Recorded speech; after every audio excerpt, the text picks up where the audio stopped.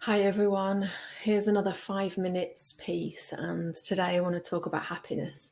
Maybe for 5 minutes, maybe for just a little bit less. Very rarely do I go over. Happiness was the choice I made today to talk about. The choice I made today to talk about happiness. And by the way, I've tried to record this about 4 times already, but seem to keep jumping into that comparison spiral, which I realised was the topic last week. Yeah, so I've been rereading one of my favourite books, actually, by an author called Max Strom, and it's called There's No App for Happiness. And Max talks about how in our society, we place this huge importance on our search for happiness. And most of us, if we were asked about what we wanted for our kids or for our loved ones, we would say, well, I just want them to be happy, as though that's the most important thing, which I believe it is. However, if we're placing such an importance on it, you'd think we'd have some kind of education around it, some kind of idea about where to find happiness, how to be happy. And so many of us are looking in the wrong places. You think about, I would be really happy if I could find a partner or if I had that new car, that would make me happy. Or if I had a bigger house, I'd be really happy. Or what about that dream job? Now, all of these things do not bring us happiness, because if they did, then surely the wealthiest countries in the world would have the happiest people living in them. And in actual fact, the wealthiest countries in the world are the ones that have the highest number of people who are now self-medicating, against anxiety, depression, and trouble sleeping. If our happiness is not dependent on these external factors, how do we obtain it? There's no education in our schools around this, yet our children know that, to be happy is a good thing.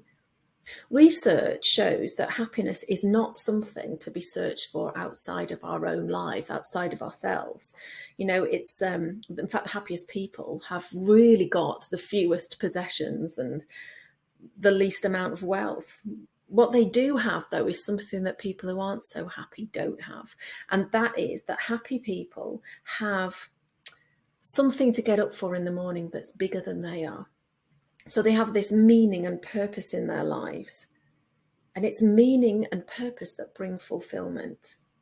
And according to Max Strom, happiness is the daily experience of a meaningful life.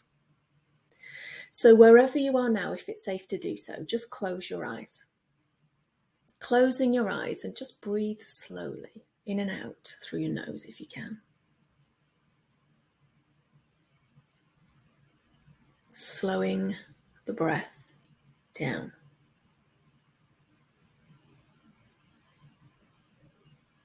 The edges of the eyes are soft.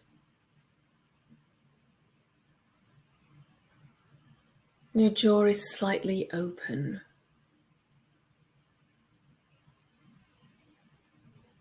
Your shoulders drop.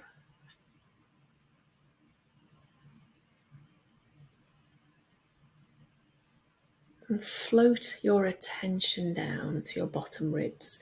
See how they flare out to the side each time you breathe in. And contract back in each time you breathe out.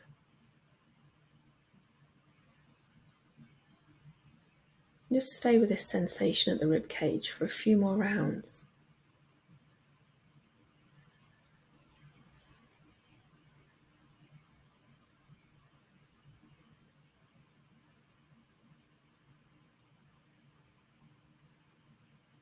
What does happiness mean to you?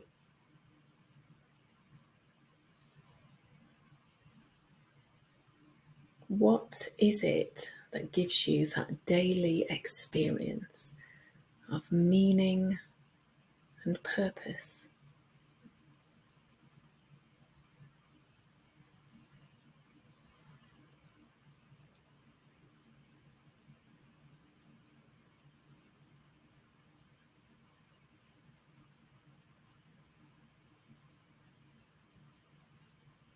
Now gently let your eyes float open.